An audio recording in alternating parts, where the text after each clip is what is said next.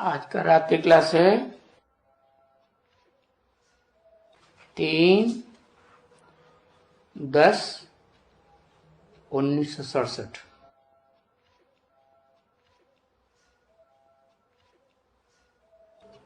जन्म जन्मांतर पदम पति बनने के लिए, भविष्य के लिए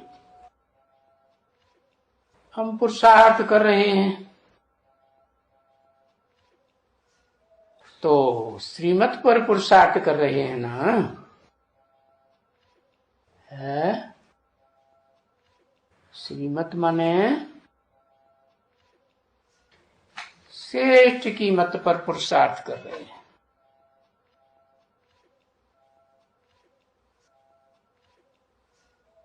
तो इस दुनिया में फिर श्रेष्ठ किसे कहें? श्रेष्ठ की मत पर चल रहे हैं या श्रेष्ठ ते श्रेष्ठ की मत पर चल रहे हैं? है? किसकी मत पर चल रहे हैं? क्योंकि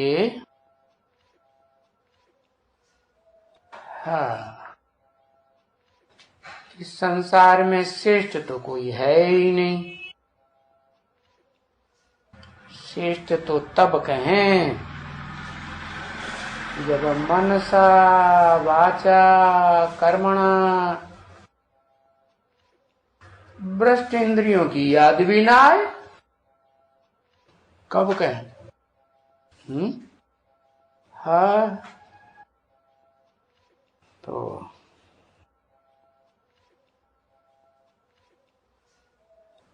बताया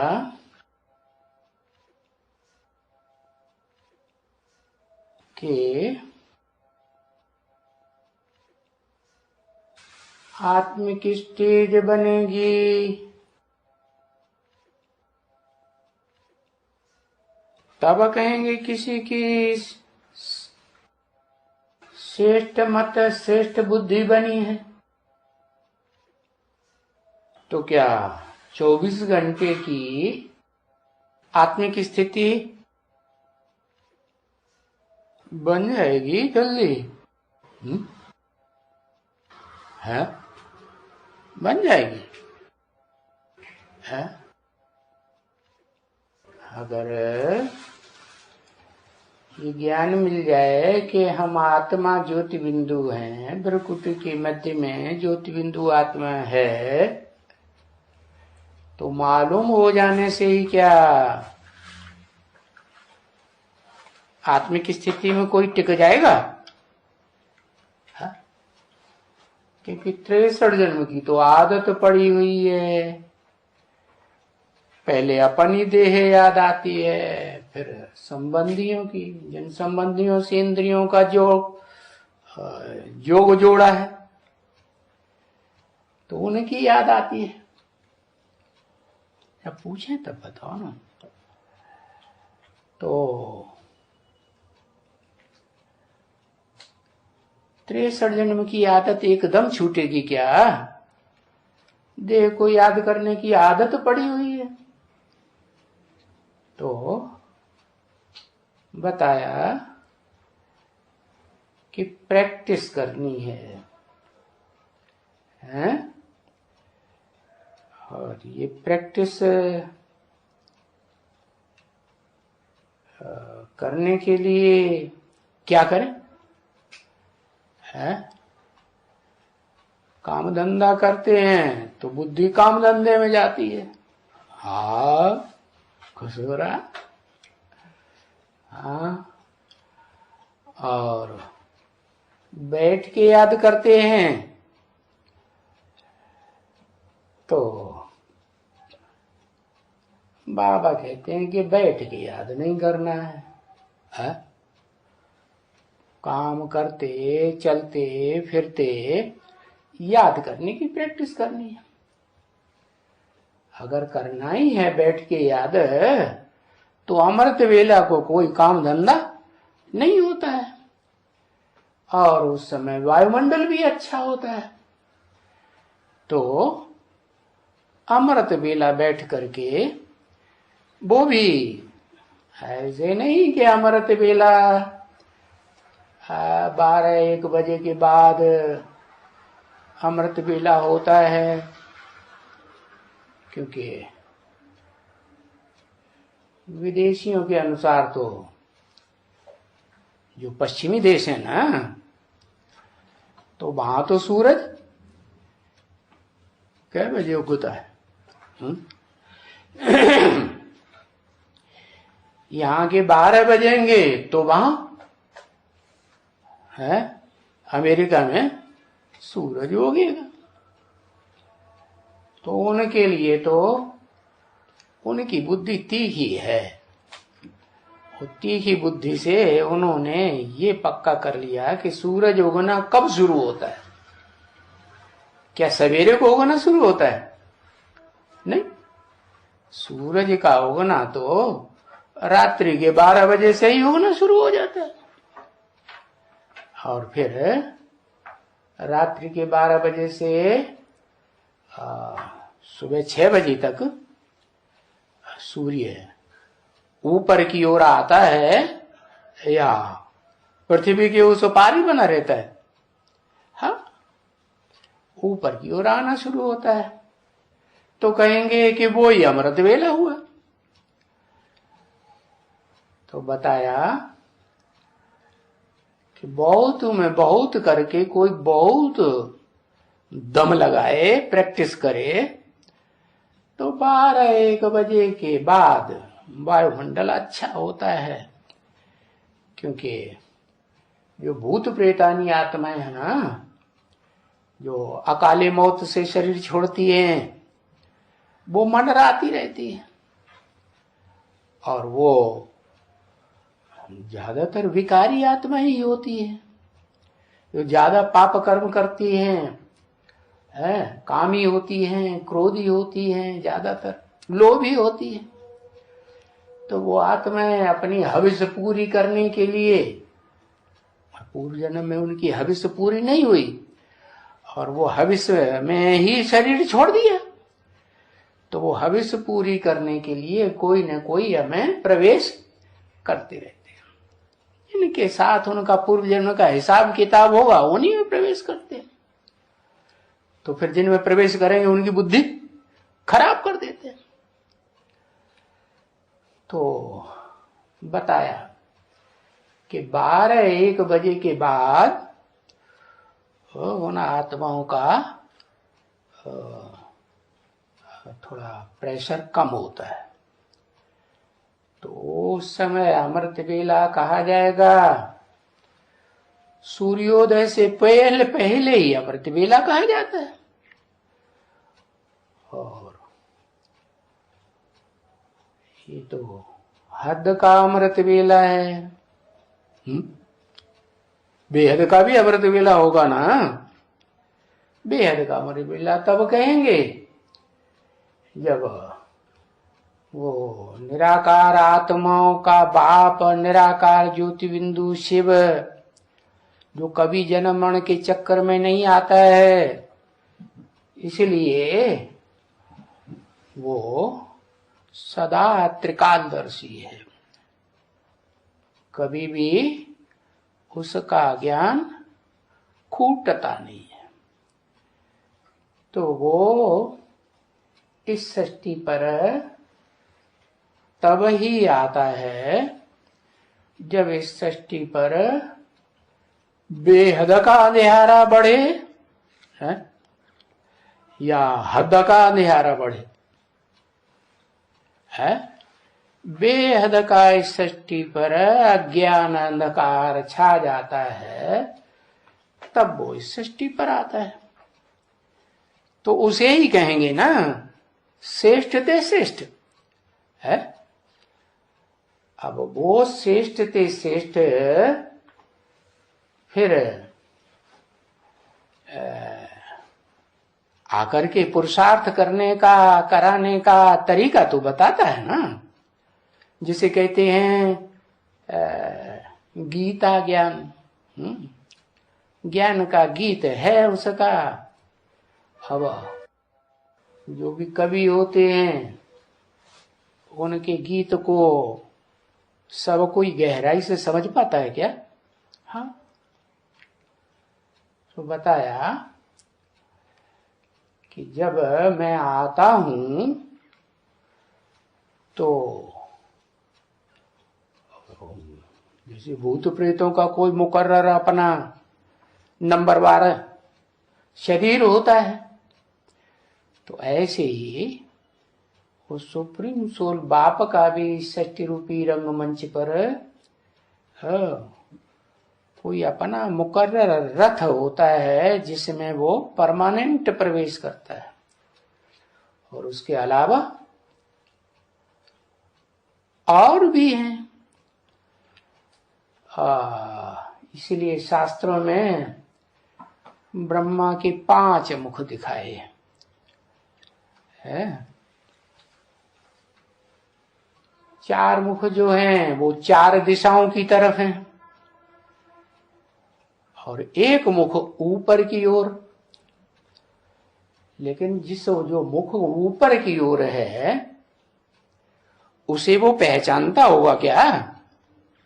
सुप्रीम सोल शिव है, जरूर पहचानता होगा। ऊपर की ओर का मतलब ये है कि इस षष्टि रूपी रंगमंच पर कोई तो आत्मा है जो सुप्रीम सोल बाप के आने तक है। हाँ, उसकी बुद्धि कुछ न कुछ औरों के मुकाबले ज्यादा उस एक में ही लगी रहती है जिसको धर्म पिताएं भी समझते हैं कि वो सुप्रीम एबोर्ड का रहने वाला है, अर्श का रहने वाला है, परमधाम वासी है, आत्माओं के लोक का वासी है। तो गुरु नानक ने कहा किधर इशारा किया? ऊपर की ओर इशारा किया। तो वो इस सृष्टि पर आता है, माने ऊपर से नीचे आता है, माने अवतार लेता है। तो उसको तो अपना शरीर ही नहीं है। और अपना शरीर होता तो जन्म मरण के चक्कर में आना पड़ता। तो वो फिर इस सृष्टि पर आकर के कैसे गीत, ज्ञान का गीत सुनाएगा? है तो उसे तो नंबरवार शरीरों का आधार लेना पड़े ना। तो जो शास्त्रों में गाया हुआ है, चित्र बने हुए हैं, चित्रकारों ने पहले अजंता, एलोरा, एलिफेंटा आदि की गुफाओं में चित्र बनाए थे और उन चित्रों की व्याख्या शास्त्रकारों ने, ऋषि मुनियों ने की। तो उनको साक्षात्कार हुए। उन साक्षात्कारों के आधार पर उन्होंने ये जाना कि जिन शरीर रूपी रथों में खास करके वो सुप्रीम सोल शिव बाप प्रवेश करते हैं वो 5 हैं। तो उन्होंने 5 ब्रह्मा के मुख इकट्ठे कर दिए। अब ये नहीं उनकी बुद्धि में आया कि 5 मुख का भी कोई आदमी होता होगा क्या? हो सकता है उन्होंने साक्षात्कार में ही 5 मुख वाला देखा हो ब्रह्मा, तो 5 मुख वाला बना ही दिया। फिर उनकी बुद्धि में आया कि 5 तो सच्चे नहीं हो सकते। ऋषि मुनियों की बुद्धि में आया नंबरवारी सच्चे होंगे ना, तो सबसे सच्चा कौन सा मुख होगा? तो इतना तो जान लिया कि जिसका मुख ऊपर की ओर है वो जरूर सच्चा होगा, है ना। कोई का पूरब की ओर है, पूरब से सूरज निकलता है ना, तो ज्ञान सूर्य भी किधर से निकलता होगा, पूर्वी देशों से आता होगा ना। हाँ, जैसे वो जापान के लोग हैं ना, तो क्या समझते हैं, जापान के लोगों का पक्की धारणा ये है कि हम सूर्यवंशी हैं। क्यों?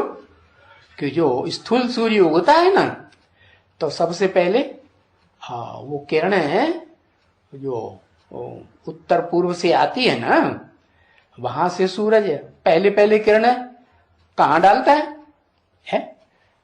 पूर्वी देश जो कहे जाते हैं, उनमें एशिया का पूर्वी हिस्सा है ना, तो उसमें पहले पहले किरण किनके ऊपर, कौन से देश के ऊपर? जापान देशवासियों के ऊपर पड़ती है। तो वो जो शास्त्रों में लिखा हुआ था, भारत के शास्त्रों में, और विदेशी शास्त्रकारों ने भी यहाँ आकर के शास्त्रों का अध्ययन किया, तो उनकी बुद्धि में भी यही बैठा कि हाँ, कोई जो स्थूल सूर्य है हो सकता है वही भगवान का रूप। तो जापानियों की बुद्धि में भी बैठ गया कि हाँ, हम सूर्यवंशी हैं, क्योंकि हम ही तो पहले सूर्यवंशी हैं ना। तो वास्तव में ऐसी बात नहीं है, वो स्थूल सूर्य की बात है। ये सूरज, ये चांद, ये सितारे, ये पृथ्वी, ये सागर, ये पहाड़, ये नदियां, ये पोखरे, तालाब, ये तो सब जड़ हैं। जड़ में कोई चैतन्य आत्मा होती है क्या? नहीं। हाँ, इस षष्ठी रूपी रंगमंच के चैतन्य आत्मा रूपी सितारे जरूर है? जो भी मनुष्य मात्र है ना, उनमें वो चैतन्य आत्मा जरूर काम करती है, और वो चैतन्य आत्मा की रोशनी आंखों में से निकलती है। जब तक वो ज्योति आत्मा की मनुष्य में है, तब तक वो जीवित है, प्राणी है। माने प्राण वायु लेता है, छोड़ता है, और जब वो आत्मा निकल जाती है तो प्राण वायु निकल जाती है। कहते हैं मर गए, जड़ शरीर रह गया। तो बताया कि षष्ठी रूपी रंगमंच पर ही कोई आत्माएं हैं जो नंबरवार इस षष्ठी रूपी रंगमंच पर पार्ट बजाती हैं। कहां से आकर?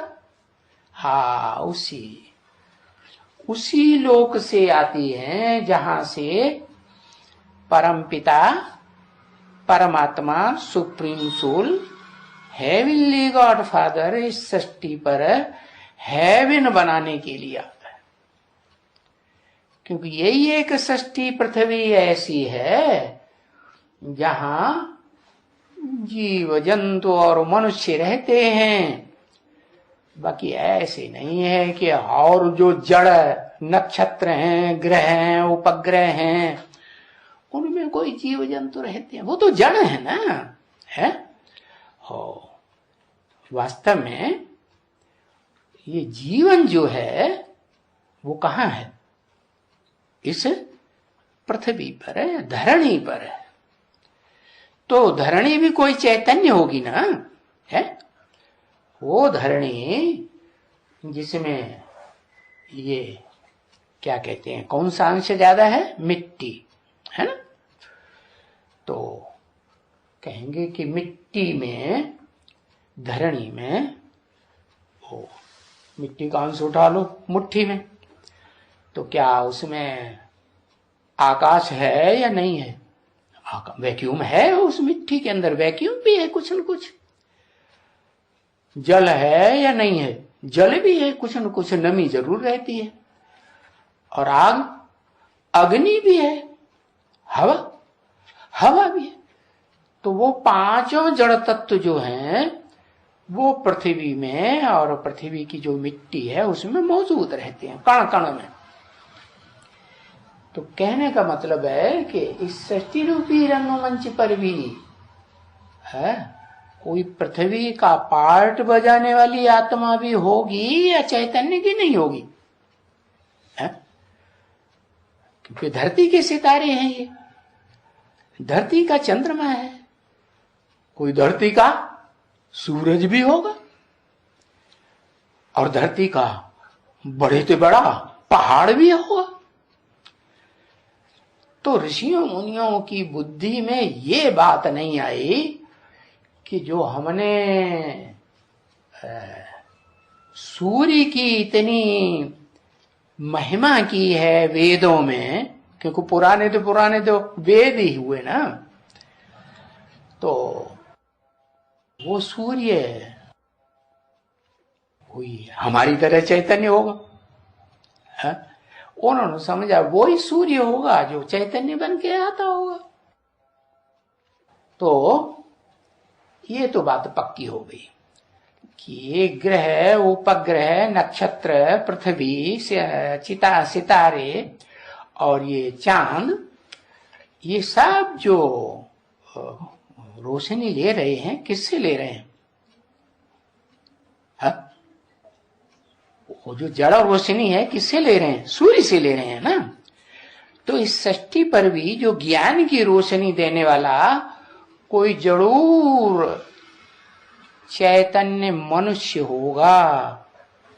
क्या? जिस चैतन्य मनुष्य में वो सुप्रीम सोल जो ओरिजिनल सूर्य है। क्या सूर्य का बच्चा क्या होगा? सूर्य का बच्चा सूर्य जैसा ही तो होगा ना। फिर उसका बच्चा जो होगा वो थोड़ा कम होगा। कहने का मतलब ये है कि वो ऊंच आत्मा जो है, supreme soul, heavenly God father इस सृष्टि पर आता है, तो इस सृष्टि रूपी रंगमंच पर उस आत्मा रूपी सितारे को पकड़ता है जिसके आसपास सारे सितारे, ग्रह, नक्षत्र घूमते हैं। बताओ कौन सा सितारा है? नहीं मालूम? ध्रुव तारा। हाँ, तो जो ध्रुव तारा है वो ऋषि मुनि ने भी जान लिया है कि ध्रुव तारे के आसपास सारी दुनिया के सितारे, हाँ, सारे ही जो सितारे, ग्रह, नक्षत्र हैं वो सब उसके आसपास घूमते हैं। तो आत्मा रूपी सितारों में सबसे बड़ा पार्ट बजाने वाला, जिसके चारों ओर पूरा परिवार घूमता है, ये सृष्टि रूपी रंगमंच का वसुधैव कुटुंबकम कभी तो बना होगा ना। तो क्योंकि कोई परिवार होता है ना, तो परिवार में जितने भी भांति हैं, छोटे बड़े हैं, वो सबकी बुद्धि किसके आसपास घूमती है? पिता के आसपास घूमती है, तो मुखिया के आसपास घूमती है। तो इस सृष्टि रूपी रंगमंच पर जिसके आसपास सारे चैतन्य आत्मा रूपी सितारे घूमते हैं, वो ही ध्रुव तारा हो गया। ध्रुव तारा का मतलब है स्थिर रहने वाला, वो अपनी जगह से टलता नहीं है। क्या? और जो सितारे हैं वो तो जगह बदलते हैं, बदलते हैं कि नहीं? हाँ, वो एक ही सितारा है। जब भी देखेंगे जड़ सितारों में तो उसको सवेरे 4 बजे के आसपास वो दिखाई देता है। क्या? तो अरे सूरज तो 12 बजे से निकलना शुरू हो जाता है, जड़ सूर्य, तो वो 4 बजे क्यों दिखाई देता है? क्योंकि हाँ, अमृत वेला जो पक्का पक्का अमृत वेला है ना, वो वास्तव में 4 बजे के आसपास ही होता है। क्यों? जब अच्छी याद आए तो पक्का अमृत वेला, और 12-1 बजे उठे तो पहले से तो प्रैक्टिस है नहीं, तो कैसी याद आएगी? हाँ, झुंका जाकी है, हाँ, ऐसी याद आती है। तो उसको पक्का अमृत वेला नहीं है ना। और जो 4 बजे से अमृत वेला है, वो सूर्य के, जो जड़ सूर्य है ना, वो पूरा जब निकलता है, जो जहां भी निकले तो सब देखें, तो वो तो पहले पहले कौन से देश के वासी हैं? भारतवासी ही देखते हैं। क्योंकि जब शिव बाप इस सृष्टि पर आते हैं तो विदेशी आत्माएं जो हैं वो पहले पहचानती हैं पूरा पूरा, या स्वदेशी आत्माएं पहचानती हैं? क्योंकि अधूरा पहचानने का तो कोई मतलब ही नहीं। क्यों? आज पहचाना, कल भूल गए। नीमकी में खतरे जाना, ऐसा तो डॉक्टर वैद्य बिल्कुल बेकार, किसी की जान ले लेता। तो जो विदेशी हैं वो तो भारत की परंपराओं को उतना तो नहीं जानते ना, जितना भारतवासी ऋषि मुनि आत्माएं जितना गहराई से जानती। तो हाँ, क्योंकि अब वो आत्माएं जो है नई नई उतरी हुई हैं इस सृष्टि रूपी रंगमंच पर। दूसरे दूसरे जो धर्म आए हैं ना, धर्म के फॉलोअर्स, तो वो इस सृष्टि रूपी रंगमंच पर बाद में आए या पहले आए? पहले आए ना? पहले आए नहीं, हाँ, वो तो बाद में उतरती है ना। तो बाद में उतरी हुई आत्माएं जो शिव बापा का जो घर है परमानेंट, हाँ, तो वहां से जो आत्माएं आएंगी तो सात्विक आत्माएं ही आएंगी ना, है? हाँ, सात्विक आत्माएं आती है। तो उनकी बुद्धि जो बाद में आती है, उनकी बुद्धि बहुत सतोप्रधान होती है। कौन सा धर्म है मुख्य धर्मों में जो बाद में आता है? मुख्य 4 ही धर्म है। हाँ, 4 धर्म हैं। तो उनमें ईसाई, क्रिश्चियन, वो लास्ट धर्म है। बाकी तो उनके छेड़े हैं सब। क्या क्रिश्चियन धर्म का बाद में आने वाला कोई सहयोगी धर्म है? तो मुख्य धर्मों में जो लास्ट में आता है वो क्रिश्चियन धर्म वाली आत्माएं बहुत तीखी बुद्धि होती है इस दुनिया में। तो तीक्ष्ण बुद्धि होने के कारण वो पूरी रूप में बुद्धि का प्रयोग करके पहले हो अल्लाह मचाएंगी कि बाद में है? हाँ, वो पहले वो अल्लाह मचाए देती है। क्योंकि उनकी बुद्धि तीक्ष्ण होने से वो जो साइंस बनाते हैं ना, विज्ञान, तो वो स्थूल चीजों का जो विज्ञान तैयार करते हैं, स्थूल यंत्रों का, उन यंत्रों के द्वारा जो इंफॉर्मेशन टेक्नोलॉजी में बड़े होशियार होते हैं कि नहीं? हाँ, बहुत होशियार होते हैं। तो बड़ी जल्दी तेजी से सारी दुनिया में जो उन्होंने पहचाना ना, वो फैला देते हैं। और ये तो हम जानते हैं कि जितना अध्ययन इन विदेशियों ने किया है, विदेशों में कौन सा ऐसा देश है जहां के लोगों ने बहुत अध्ययन किया है? जर्मनी। लेकिन विचारों का नाम ही दे सका रखा हुआ है जड़ मनी। क्या कैसी मनी? हाँ, बुद्धि जड़ है। जड़ क्यों है? क्योंकि स्थूल चीजों का आड़ोलन किया है। पृथ्वी, जल, वायु, अग्नि, आकाश, जो भौतिक चीजें हैं ना, भौतिकवादी हुए ना, उनके यंत्र तैयार किए हैं अच्छे से अच्छे और बुरे से बुरे भी, एटम बम। तो वो आत्माएं जो हैं वो तीक्ष्ण बुद्धि होने के कारण पहले पहले क्या करते हैं? बाबा ने तो बता ही दिया तुम लोगों को। क्या फॉरेनर्स क्या करते हैं? फौरन करते हैं।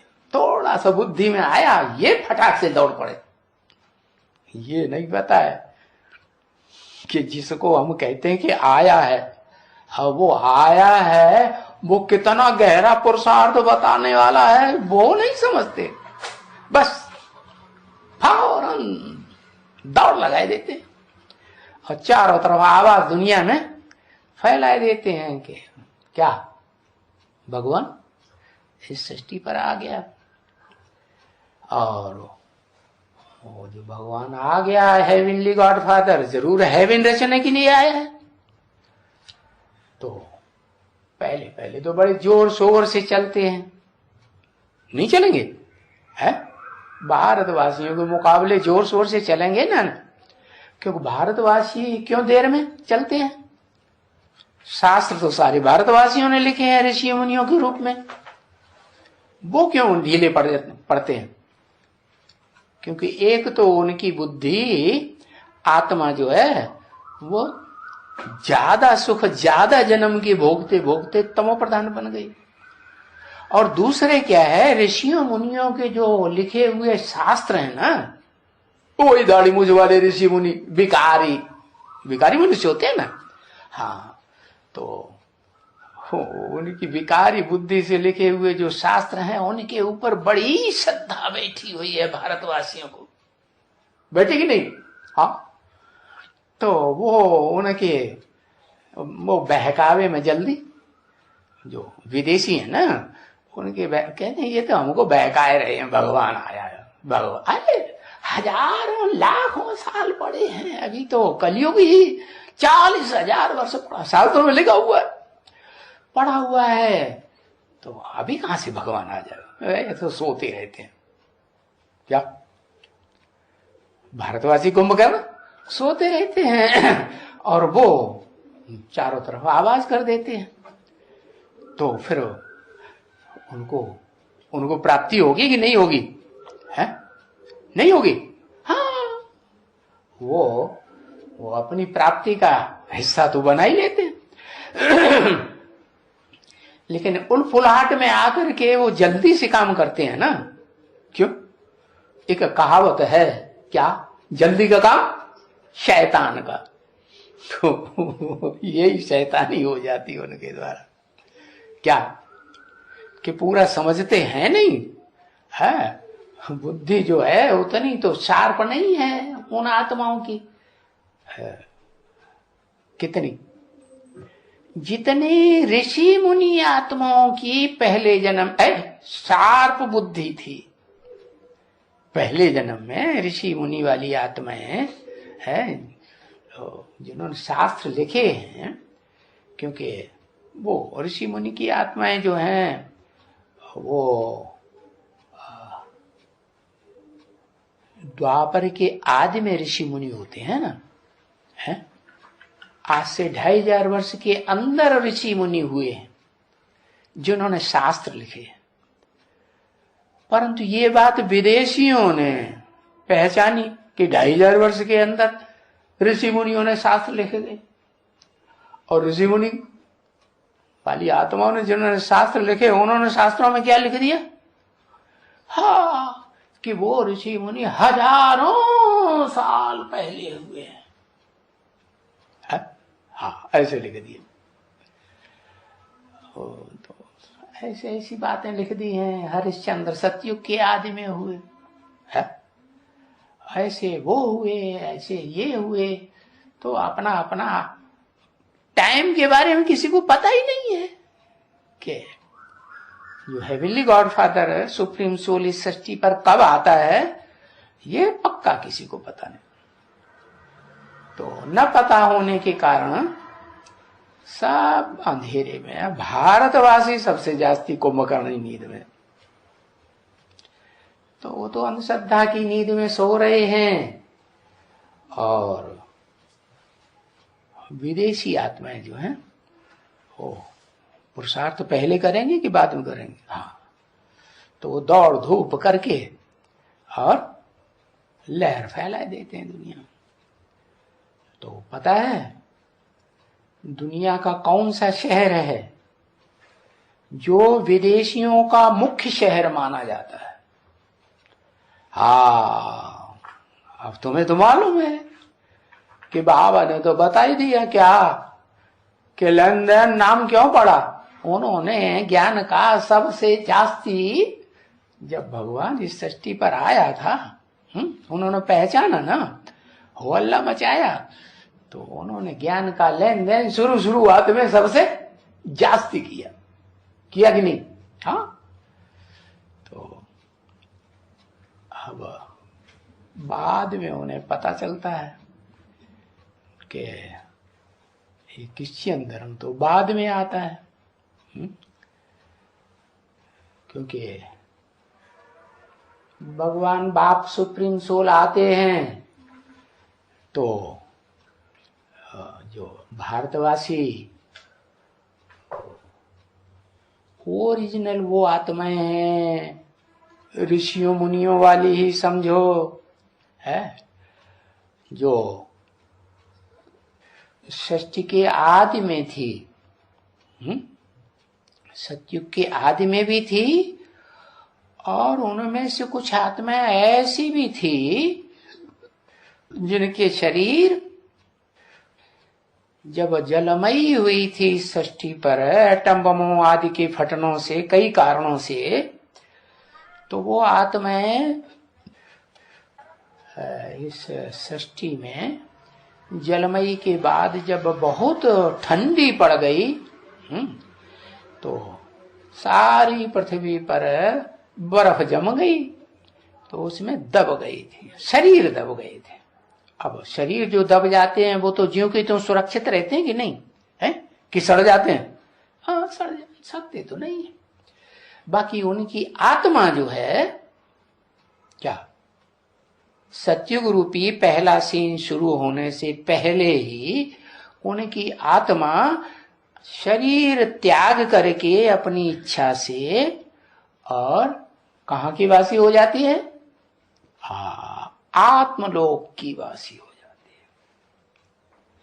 और उन आत्माओं का जो आत्मलोक है ना, वो भी इसी सृष्टि रूपी रंगमंच पर, क्या, हाँ, वही होता है जहां इस सृष्टि रूपी रंगमंच का पार्ट बजाने वाला चैतन्य सूर्य चारों सीन में, चारों युगों में पार्ट बजाता है। जड़ सूर्य भी चारों युगों में पार्ट, चारों युगों में रोशनी देता है कि नहीं? हाँ, लेकिन चैतन्य सूर्य चारों युगों में रोशनी नहीं देता है। हाँ, वो आप समान किसी को तो बताता होगा, है? जैसे दुनिया में बाप होते, अरे जैसे दुनिया में भी बाप होते हैं ना, तो पहलौटी का कोई बच्चा तो पैदा करते हैं ना।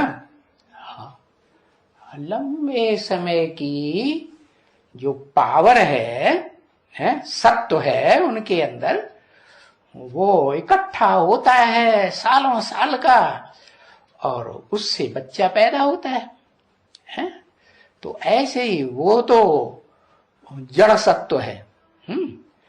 लेकिन सुप्रीम सोल का तो, सुप्रीम सोल और उसके बच्चे निराकारी आत्माएं हैं ना, तो निराकारी आत्मा का जो सत्व होगा वो भी निराकारी ज्ञान ही होगा ना। तो उसमें जो अखूट ज्ञान का भंडार है सारी सृष्टि के आदि मध्य अंत का, जो उसे कभी भूलता ही नहीं। तो वो इस सृष्टि पर आता है, तो इस सृष्टि रूपी रंगमंच पर उन बीज रूप आत्माओं को चुनता है जो इस सृष्टि रूपी वृक्ष के बीज होते हैं। क्या?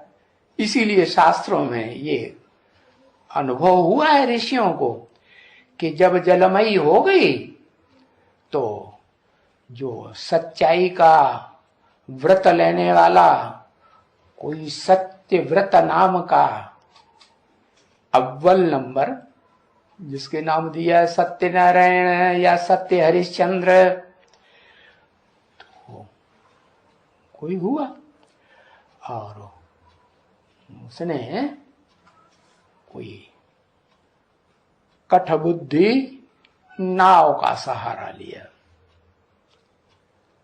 है। माने नाव तो काठ की ही होती है ना, वो पानी पे तैरती रहे, डूबेगी तो नहीं ना।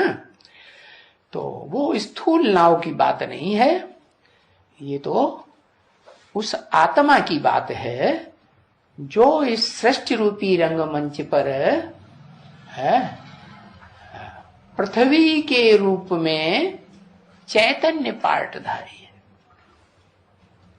तो बुद्धि जड़ होगी है और आत्माओं के मुकाबले और बीजों के मुकाबले जड़ बुद्धि होगी कि चैतन्य बुद्धि होगी? है जड़ तुम्हें बुद्धि। तो वो आत्मा जो है वो बनती है क्या? वही नाव कही जाती, चैतन्य नवैया कहो है। वो चैतन्य नवैया में वो सारे बीज रखे जाते हैं। बीज कौन से? चैतन्य आत्मा। मुखिया कौन है रखने वाला? वही सत्यव्रत। हाँ। तो वो सत्यव्रत कहो, सत्य हरिश्चंद्र कहो, सत्यनारायण कहो, वो आत्मा मुखिया के रूप में उन सब चैतन्य बीज रूप आत्माओं को लेकर के और विहार करती है जलमयी में। धीरे धीरे वो जलमयी शांत होती है, और शांत होती है तो फिर क्या होगा? कुछ जो जड़ पृथ्वी है उसका हिस्सा निकलेगा ना, वो हिस्सा निकलता है। तो क्या सारी पृथ्वी डूब जाती है ना? डूब जाती है? नहीं, सारी पृथ्वी तो नहीं डूब सकती, क्योंकि जो ऊंचे ऊंचे पहाड़ हैं वो तो सारे तो नहीं डूब जाएंगे एकदम। जल प्रलय भी होगी तो धीरे धीरे धीरे धीरे जल स्तर ऊंचा उठेगा ना। जैसे आज भी समुद्र का जल स्तर ऊंचा उठ रहा है कि नहीं? हाँ, तो धीरे धीरे ऊंचा उठता है। और जब एटम के विस्फोट होते हैं तो धड़ाक से ऊपर जल्दी जल्दी उठ जाता है। तो ऐसे ही है कि वो पृथ्वी का जो जलमयी हो जाती है स्वरूप, तो वो कुछ हिस्सा रह जाता है। कौन सा हिस्सा रह जाता है? वही एवरेस्ट चोटी, एवर ईस्ट, क्या जो भारत के बिल्कुल ईस्ट में है, जहां से सूर्योदय होता है। तो वो तो जड़ है, चोटी जड़ है।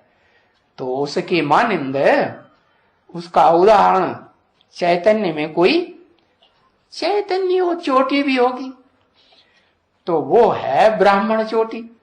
क्या? क्योंकि भगवान बाप आते हैं ना, supreme soul heavenly God father.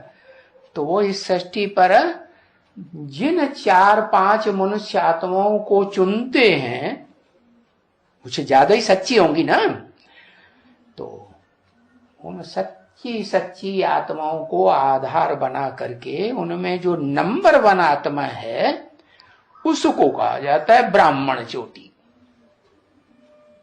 समझा? ब्राह्मण चोटी का मतलब ये है कि जो शास्त्रों में भगवान का विराट रूप दिखाया है ना, जिसमें सारी दुनिया के सारे जीव जंतु है, ऋषि मुनि सन्यासी देवताएं हैं, दैत्य राक्षस, सब कुछ दिखाया है। वो है ही विराट रूप सृष्टि का। तो उसमें जो चोटी भी तो कोई होगी, विष्णु है, लक्ष्मी नारायण का कंबाइंड रूप है, तो चोटी नहीं होगी। तो वो चोटी जो है बहुत पुरानी चीज है कि नई चीज है? हाँ, एकदम बहुत पुरानी सनातन। हाँ, तो उसको कहेंगे सनातन पुराण पुरुष। शास्त्रों में उसका नाम दिया है। कौन? वो ही आदम, क्या एडम है। भारत में क्या नाम दिया? आदिदेव है। जैनियों ने क्या नाम दिया? आदिनाथ है।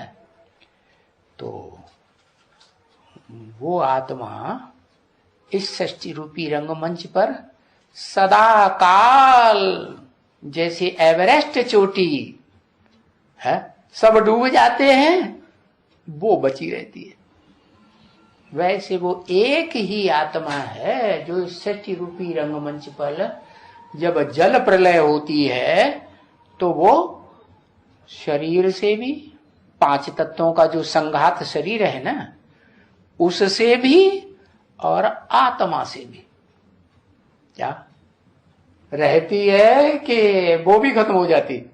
हाँ, वो एक बीज इस सृष्टि पर, सारी सृष्टि का जड़ और चेतन का बीज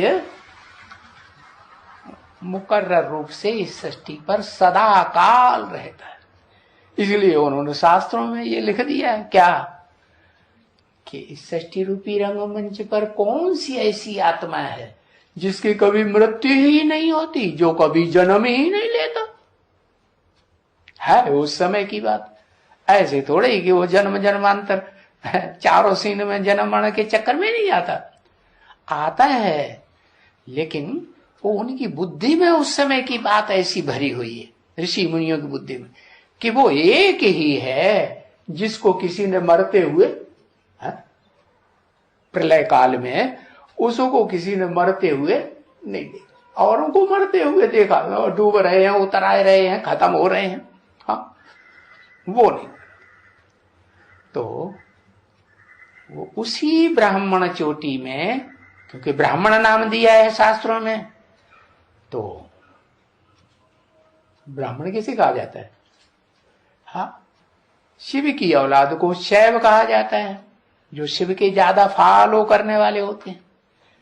विष्णु की औलाद को वैष्णव कहा जाता है, जो कंबाइंड लक्ष्मी नारायण के रूप को ज्यादा फॉलो करते हैं।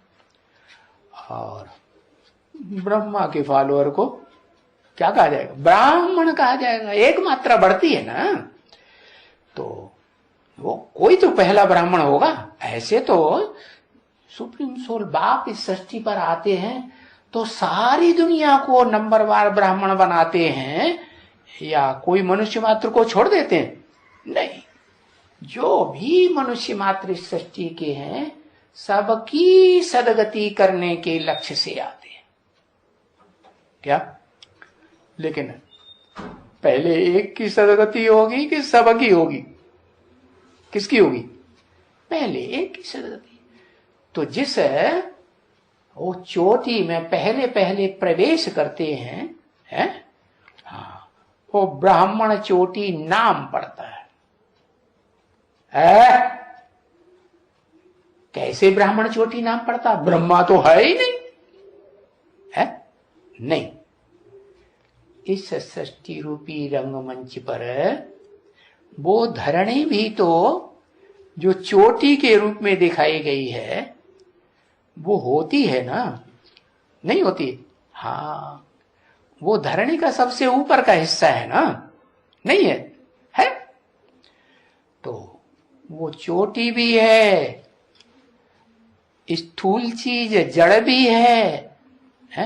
और पत्थर बुद्धि भी बन जाती। ये तो समझ गए ना क्यों पत्थर बुद्धि? क्योंकि जो इस सृष्टि रूपी रंगमंच पर पुराण पुरुष वाली आत्मा होगी, पुरुष माने आत्मा, पुराने थी पुरानी सनातनी आत्मा, जिसने दुनिया का पहला धर्म स्थापन किया होगा। भारतवासी कहते हैं हम सनातन धर्मी हैं। क्या ये जानते ही नहीं है तुम सनातन धर्मी है? तो अपने बाप का नाम बताओ। उस धर्म को किसने स्थापन किया है? देखो जो बाद में आए हैं, इस्लामी, बौद्धी, क्रिश्चियन, 2500 साल के अंदर आए हैं, वो जानते हैं हमारे बाप का नाम क्या है? जानते कि नहीं? इस्लामी जानते हैं हमारे बाप का नाम है इब्राहिम, बौद्धी जानते हैं बुद्ध, क्रिश्चियन जानते हैं क्राइस्ट, और भारतवासी एकदम ऐसे पत्थर बुद्धि की औलाद बन जाते हैं। कौन सा पत्थर बुद्धि? वही क्या नाम दिया? अरे बाहर की दुनिया में नाम देते हैं बाबा, जिसका मिसाल देते हैं। अरे कोई भी नहीं लिख रहा, वो लिखा रहे। अच्छा एवरेस्ट, क्या लिखा? ग्रेनाइट, वो पत्थर ही होगा कोई, है? पत्थर नहीं होगा? पत्थर ही होगा। बिना पत्थर के थोड़े पहाड़ बन जाते हैं, चोटियां बन जाती हैं नहीं? तो वो जिस ब्राह्मण में प्रवेश करता है, वो ब्राह्मण चोटी ब्रह्मा की औलाद कैसी बनती है? क्यों?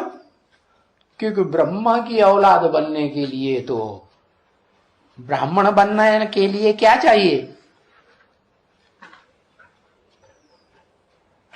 है? अरे एक अक्षर लिखने में कितनी देर करते हैं, ब्रह्मा चाहिए। तो वो तो पत्थर बुद्धि ब्रह्मा, उसको क्या कहेंगे? पत्थर बुद्धि को है पहले ब्रह्मा कहें नहीं? क्यों नहीं कहें? अरे ब्रह्मा से तो सारी सृष्टि ने जन्म लिया।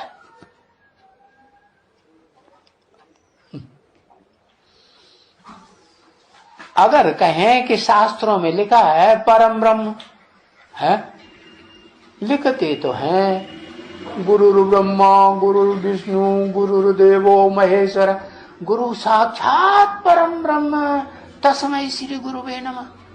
उस परम ब्रह्म का कोई शास्त्र बनाया है?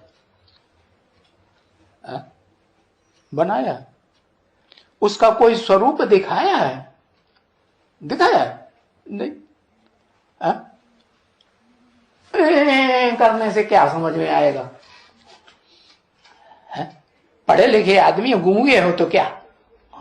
आज की गवर्नमेंट ने गूंगों को भी तो पढ़ना लिखना सिखाई दिया ना। क्या परम ब्रह्म ज्योति बिंदु है, बुद्धू कहेंगे। अम्मा कहीं ज्योति बिंदु होती है? निराकार होती है? अम्मा निराकार होती है तो फिर तो सारा काम बन जाए। अम्मा जो है आधार होती है, निराकार नहीं होती है?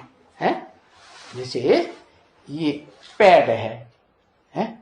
अब ये पैड है तो आधार है, इस पे ये गिरा आके ऊपर से गिरा ना, तो इसने थाम लिया, इसने थामा ना, तो ये आधार है, ये स्थिर है, और ये स्थिर नहीं है, ऊपर से नीचे आया।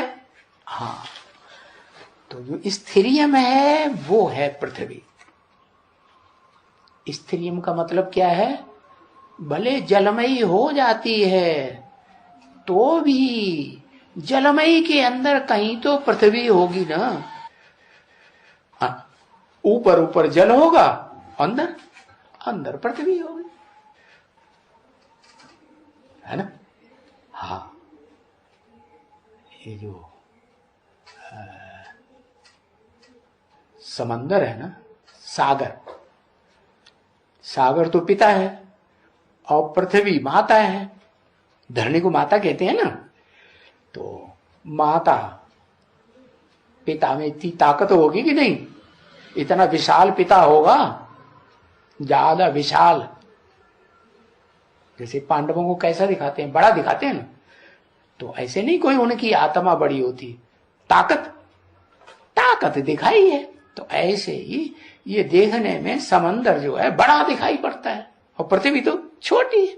छोटी का मतलब ताकत कम है, जड़त्वमयी बुद्धि होने से कम ताकत वाली है। तो जब पिता अपने फोर्स में आता है तो पृथ्वी को अपने कब्जे में पूरा ले लेगा कि नहीं लेगा? ले लेता है। तो सारी पृथ्वी पर वो समंदर ही समंदर, जलमयी ही जलमयी हो जाती है। लेकिन ऐसे नहीं है कि उसकी गोद में वो धरणी है ही नहीं, होगी ना। तो हाँ, उसका एक छोटा सा हिस्सा ऐसा भी रहता है धरणी का जो जलमयी से ऊपर है। तो वो ही है वास्तव में क्या, वो जड़त्वमयी रूप भी है, जिसका मानिंद दिखाया है। उदाहरण एवरेस्ट चोटी है, वो जिसको कहें कि पूर्वीय सभ्यता का बीज। तो वो एडम वो ही वास्तव में जो बीज रूप आत्मा है, वो फिर भी तो आखिर जलमयी हो गई। तो कहीं टिका है कि उसको समंदर में अंदर चला गया है? टिका है ना। किसके ऊपर टिका है? अरे किसी के ऊपर टिका है कि नहीं? काय के ऊपर टिका है? अरे वो तो स्वयं ही चोटी है। वो चोटी किसके ऊपर टिकी है? हाँ, पृथ्वी के ऊपर टिकी। पृथ्वी में भी पहले पहाड़ है कि पहले पृथ्वी कही जाती है? पहाड़ पृथ्वी के ऊपर है या पृथ्वी पहाड़ के ऊपर है? पहले तो नीचे धरणी है और ऊपर पहाड़ है, और पहाड़ के ऊपर वो चोटी है ना। तो चोटी का आधार कौन सा पहाड़ हुआ? चोटी का आधार हुआ जिसको कहते हैं हिमालय पहाड़। इतना ऊंचा है दुनिया का सबसे ऊंचा पहाड़ कि वहां सदा बर्फ ही बर्फ जाम रहती है। तो वो चोटी का जो आधार है वो कोई चैतन्य होगा, जिसे शास्त्रों में कह दिया है हिमवान। हिमवान हिमालय, हिम का आलय, हिम का बर्फ का घर है। तो वो बर्फ का घर पहाड़ जो है वो उसका आधार। इसका मतलब ये हुआ कि वो चोटी जो है उसका आधार है कोई। वो चोटी का जब तक वो आधार न बने, कौन वो ब्रह्मा जो इस मनुष्य सृष्टि की हर आत्मा को ब्राह्मण बनाने के, अव्वल नंबर ब्राह्मण से लेकर के अंतिम छोर का ब्राह्मण बनाने के लिए संसार में प्रत्यक्षता के लिए निमित्त बन जाता है। बनता है कि नहीं? हाँ। तो इसका मतलब ये हुआ कि जो ऊर्ध्वमुखी ब्राह्मण वो ब्रह्मा दिखाया गया है उसको लोग भूल जाते हैं ना। है क्यों भूल जाते हैं? क्योंकि वो ऊंचते ऊंच पार्ट बजा के दिखाता है इस सृष्टि पर, हीरो पार्टधारी। तो शूटिंग पीरियड में भी वो काम करेगा कि नहीं? अपन को पत्थर बुद्धि से पारस बुद्धि बनाएगा या नहीं बनाएगा? बनाएगा ना। जीरो बन गया और जीरो से हीरो बनेगा या नहीं बनेगा? तो वो हीरो बनकर ही दिखाता है।